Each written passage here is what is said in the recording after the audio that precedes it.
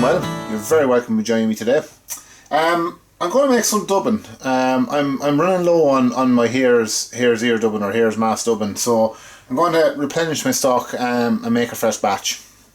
Now when I say I'm running low, some people might say that there's a lot of dubbing there and that would last a long time, but I would probably get, at the rate I'm going there, I'll probably get about another 4 weeks or a month out of that. And the amount of flies I tie with this stuff, this is my main dubbing. You see this in my videos. This is primarily the dubbing I use in all my videos. It's a lot of, goes on a lot of flies.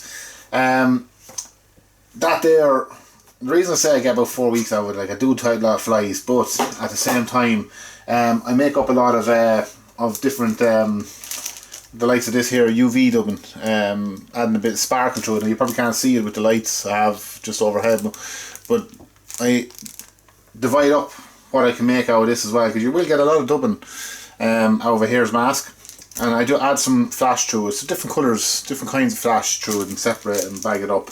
I also take it and make some natural CDC and rabbit dubbing. So what I've done is taken natural CDC, I've mixed it with the hare's ear in this, and it gives a great dubbing. So you know it goes a long way to making various different kinds of dubbins and stuff. So as well as going as being primarily the main dubbing type of dubbing I use, I do a lot of mixing with it and making up other batches of dubbins and different kinds as well. So it has a lot of use. It's a really good dubbin. Like I said, these are just some of, and I'll make more videos on it, but these are just some of the sparkle or the flash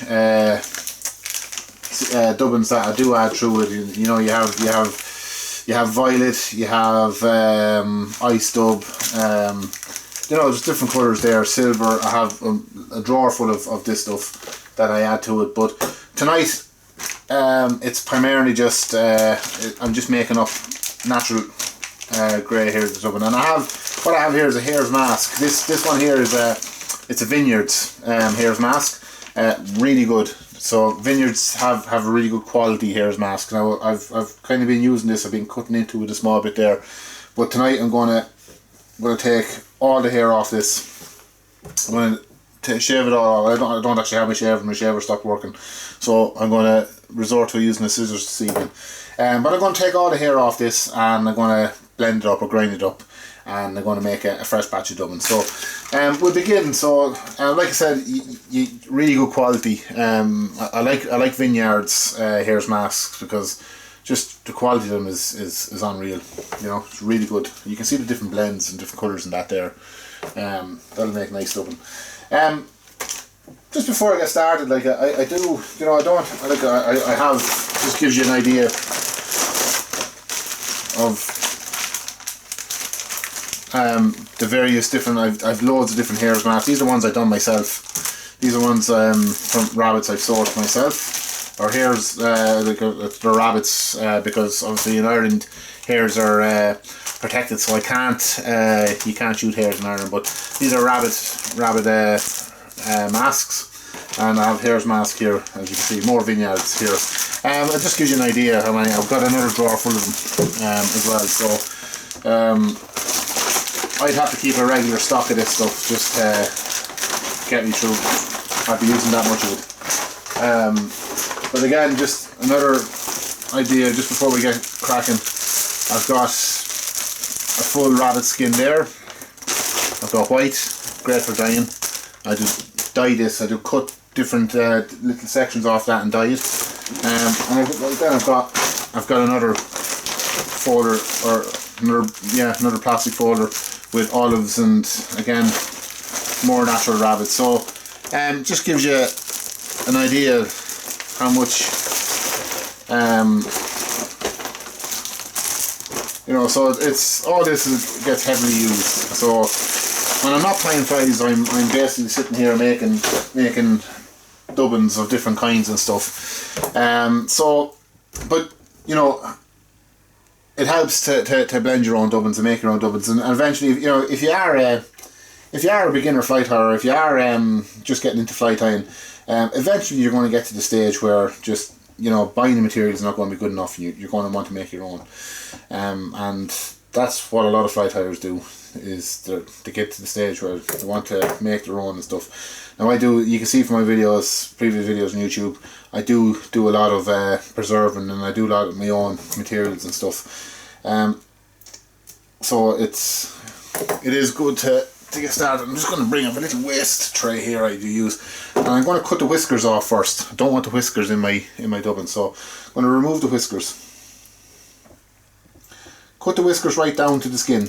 Okay, you will get off a little bit of fur, but for the amount of fur you're going to get off this, that little bit is not going to make a difference, you know. And once you have them done, that's it. So we can start cutting it now. So what I have here is I just have a tub here, and what I'm going to do is I have my coffee grinder here as well. Valuable, very valuable piece of equipment, especially for this when you're doing this stuff, making your own dubbin stuff. You not be without one of these. So have all that ready to go, and all we're going to do is just start removing the fur. I'm going to go right down. There's a lot of fur in this, but I'm going to go right down to the skin on this. Okay, I'm going to take everything. I'm going to take the under fur and everything off this. Okay, so I'll say go on and go on. You'll see. You'll see eventually. So you're going to get right down to the skin where you're not going to get any more off it. Okay, so I'm taking the guard here. I'm taking all the. Make sure you can get it all. Now it will take a while, okay, so I'm not going to film the whole process of removing the hair off this, but it just gives you an idea of where I am or what I do. So it is a bit of a time consuming process, but the end result is really well worth it. Okay, and what I'm going to do is I'm going to stay going. I'm not going to overload my coffee grinder with fur, because I want to get really good stuff out of it. So like once you have a bit in it, I'm going to give it a few wazzles. Okay, so you can see it there. A few pulses.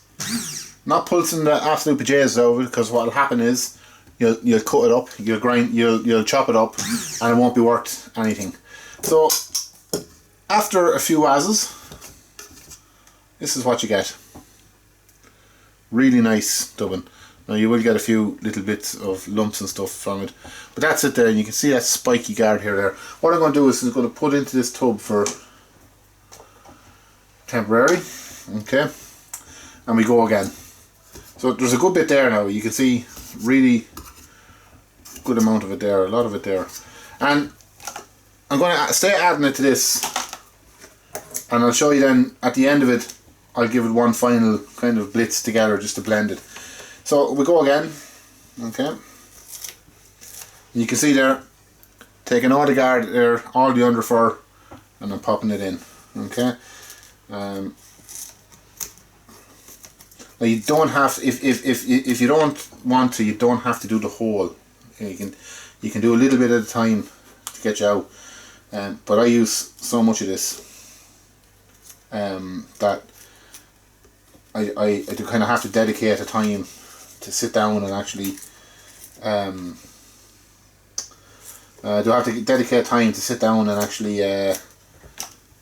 do this, because taking little bits off it just wouldn't be beneficial for me. So again, once you have that in, you're going to end up with various different colours. So that's why at the end I like to give it one final while. So this is why I don't blend it really hard, because you will chop the crap out of it and it won't be worth anything. So you can see now, I don't know if you can see, but you can see there's two different colours there. I like to go through it as well. You're going to end up with little clumps of fur that I like to take out of it. Okay, but you can see there, you're going to end up with two different colours. And what I like to do at the end of it is I'm going to give it kind of a waz up again, and it's going to give me one final colour. Okay, so just take that out and we'll stay going.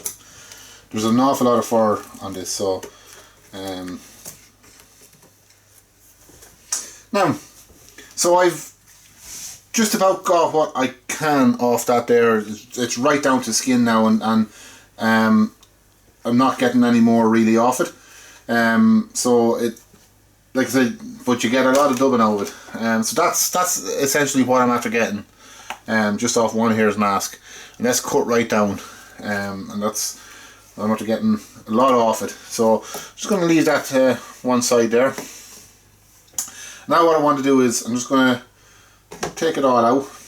Okay, and I'm going to carefully just put it there, because now I want to put it back in, and I want to give it one final mix up and get the same blend, because there's a lot of different colours there, and that can be a good thing, but I like to have my dubbing, especially this stuff, I like to have it kind of all in one blend, because I can do a lot more with it. So what I'm going to do is, just before I do put it through the coffee grinder, is I'm going to just very carefully just give it a bit of a mix up.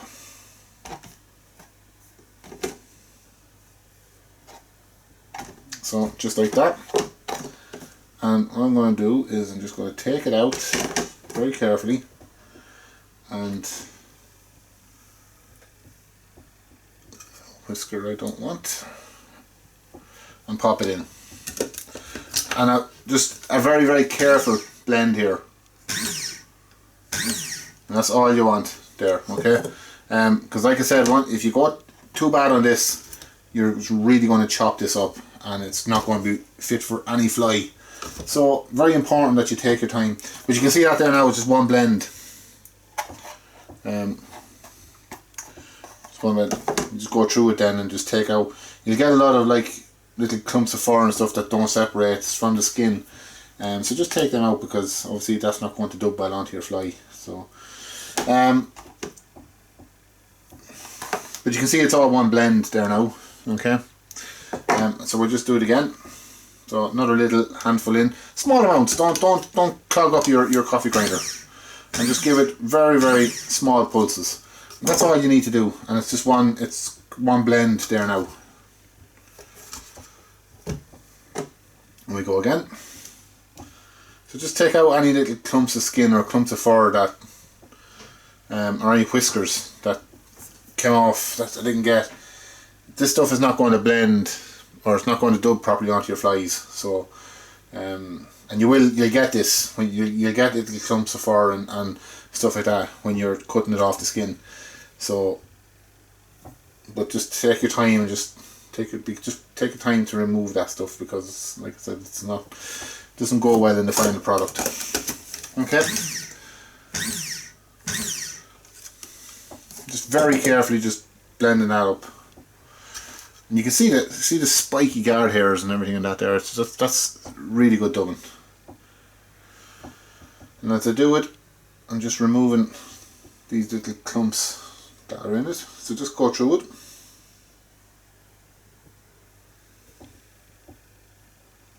That's good. A lot of dubbing there. And the next amount.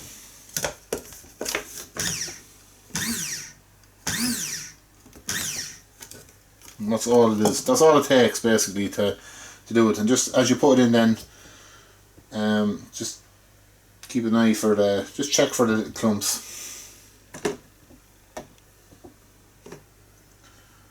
You won't get them all. You know, as you're dubbing it, you're going to find, and separating it to mix it, you're going to find more clumps in it. So you just take them out as you do. I'll find a little piece here now. We'll get done. You can see here. You can see them.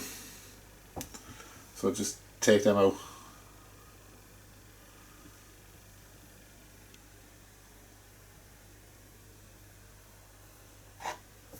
Okay. And again.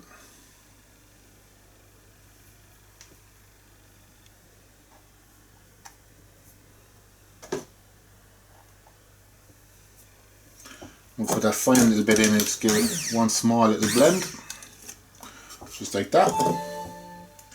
And again, just take out any clumps.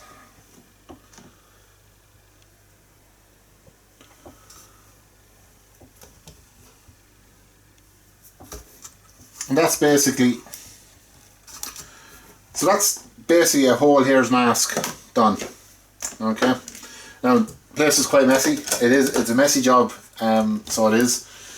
It's not a glorious job, because you end up with a lot of fur on you and a lot of hairs. But you can see there the amount of dubbing I'm after getting off that there. Okay. Now when you look at it, keep it the same blend. So okay. So what I like to do now is I've loads there now to go and make up loads of different little dubbins, add different kinds of sparkles or flash through it, to give me UV hare's ear, you know. So there's it's really good dubbin. Now this is a batch I made about a month and a half ago. So what I'm going to do is, because I want to keep it all the same, is I'm just going to just gently mix it up and just give it one light waz, as I do say, just like that. So that means then I can add that back in to that dubbin there.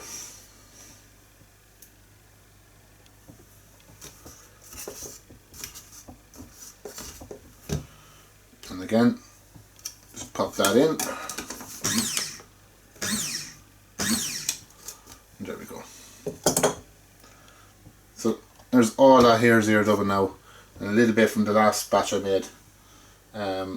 Keeping it all the same colour. I like to keep it the same colour, because like I said, I can do an awful lot with that now. What I will do is I'll make another video. I normally dye these as well, so I've different batches, and you can see here this is all hare rabbit or hare's ear in this box, and I've got some sparkles. I've got, you can see there, natural olive rabbit flash, so it's a bit of natural and olive mixed together with a bit of flash. These are my olive dubbins here. This is again natural, so it's a little bit more grayer than this. I've got some olive, again light olive with a flash through it. I've got some black, and I've got some olive blue, or I've got some blue bottle black is what it's called. Sorry, blue bottle black, which is I use for tying blue bottles and things like that. Little bit of blue sparkle through it. Really good dubbin. So it just gives you an idea of the different amounts of dubbin you can get out of, and that's my hare's ear dispenser there. So you can see I'm working on filling that up. So what I normally do is dye these different colours as I need, and then the process I just done then is shave it, or cut the hair off it and grind it up. Okay, so that's basically how I make my dubbin, or how I blend my dubbin together. So yeah, look, I hope this has been beneficial to you. I hope you enjoyed this video. Give it a go if you're looking to get into start making dubbin, or if you already make your dubbin, you'll know this will be no problem to you. But give it a go, guys, and let me know how you get on. I hope you enjoyed watching this, and as always, all the best. Thanks for watching.